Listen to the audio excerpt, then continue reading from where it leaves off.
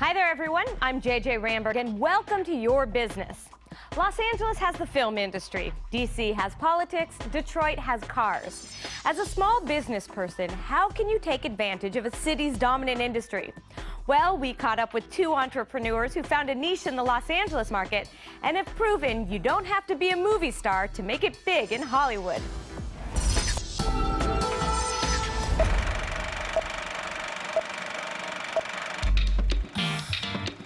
Welcome to Hollywood, baby. Hollywood, Los Angeles, it's just a destination everybody wants to experience.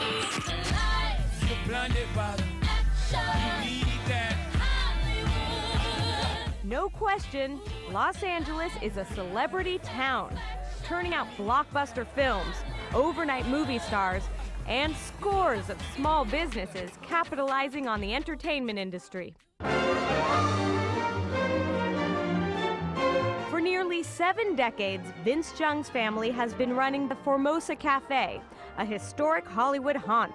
It originally was the production office for Douglas Fairbanks and Mary Pickford while they were building the studios. Because of its proximity to the major studios during Hollywood's golden age, the Formosa quickly became a popular hangout, a watering hole for the wheelers and dealers of the day.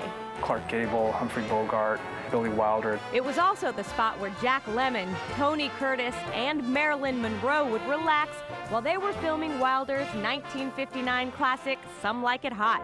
Daphne, your boyfriend's waving at you. You can both go take a flying jump. Remember, he's your date for the night, so smile. It was one of those places where, since we were so, centrally located, you can come in, basically order a drink, order a meal, place a bet, probably cash your paycheck. So it was kind of like a one-stop shop, and that kind of gave its, I think it kind of gave its allure. It's a place you can go to see a celebrity, maybe see a wise guy, and hang out with them. It's that cachet that has kept the doors open and visitors flocking.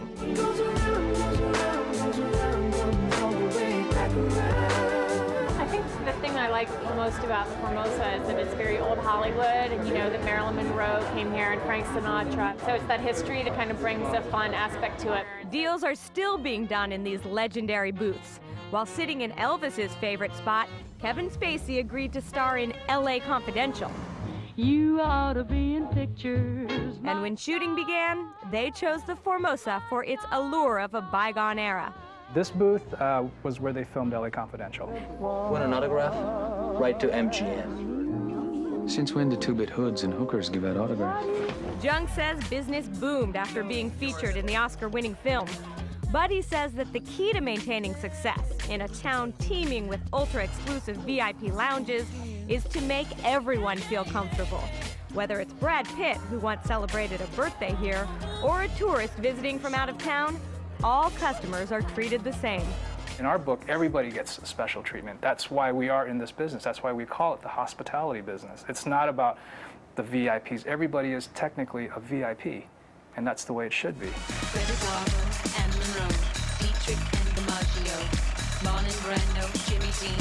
Anne Block also built her business by capitalizing on Hollywood's allure.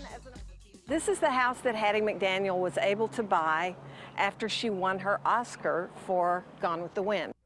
She gave my friend Allie and me a first-hand look on her vintage Hollywood tour, a favorite among her clients, in her not-so-vintage hybrid SUV. Sometimes people are almost embarrassed. They think, oh, this is so corny. What? But no, it's not. If you've never seen it before, it's great. It's exciting. And I can point out little things that make it even more alive. Depending on your route, that is. Block took us to the Hollywood Forever Cemetery, where some of the biggest stars of yesteryear are buried.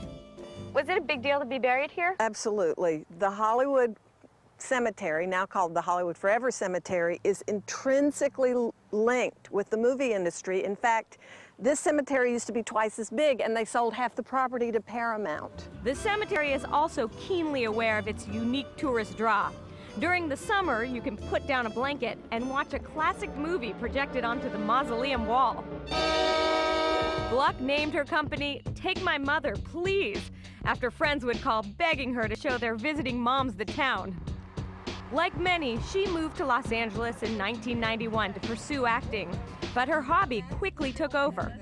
One day I got a call from my agent to go to an audition, and my first thought was, I'm busy here, I'm planning a tour. And that's when I knew that I had fallen off that fence, you know, because suddenly doing what I do was so much more interesting to me than getting ready and going to an audition. Since then, Block has been busy finding the lesser-known history of Hollywood. How do you know so much about the ins and outs of Hollywood and the gossip and the secret corners? Well, you know how when you drive down the street and you see something out of the corner of your eye and you think, oh, I should go back there one day? Well, I stopped the car.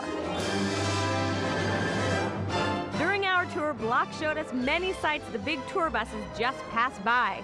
The famed Bullock's Wilshire department store, where everyone from Elizabeth Taylor to Rita Hayworth would buy custom-designed threads, to the ultra-exclusive Chateau Marmont, and Union Station, where Barbra Streisand and Robert Redford said their goodbyes in The Way We Were. Whereas some tour companies have a bus, you get on the bus, there's a script, you don't know the people you're on the bus with. You can still have a really great time, don't get me wrong, but it isn't the same as having something created just for you that's very personal. It's that personal touch in a city that so many want to be a part of that Block says keeps her calendar booked. Why do you think you've been so successful? I think because I'm genuinely interested in other people and friendly, and it's always a treat for me to have a stranger get in the car and just go and start looking at things. 'Cause you're in Hollywood, 'cause you're in Hollywood, 'cause you're in Hollywood. In Hollywood. So how do you, as a small business owner, capitalize on a city's major industry? Well, let's bring in this week's board of directors. Simon Sinek is a marketing consultant who teaches at Columbia University. Daymond John is the CEO of the fashion empire FUBU, which you may know is worn by many celebrities, and he chronicled his climb to the top in the new book, Display of Power. And Mark Hughes is a marketing specialist and author of the book, Buzz Marketing. Thank you all for joining us to talk about this. Thanks for having me. So, Simon, does it make sense, even if you work in an industry that has nothing to do with the major industry in a town, say you're in Detroit and you have nothing to do with cars, should you try and feed off the car industry? It's very dangerous to try and exploit any community or any industry. If you have no connection to the community and you just see dollar signs, odds are you're not going to do so well. Watching your piece was very interesting because the gentleman at the Formosa, he actually wasn't so impressed with the history of the Formosa, or Hollywood for that matter. He said this is a hospitality business and everybody gets treated the same way. He could open up a restaurant in any city and he would do quite well because he understands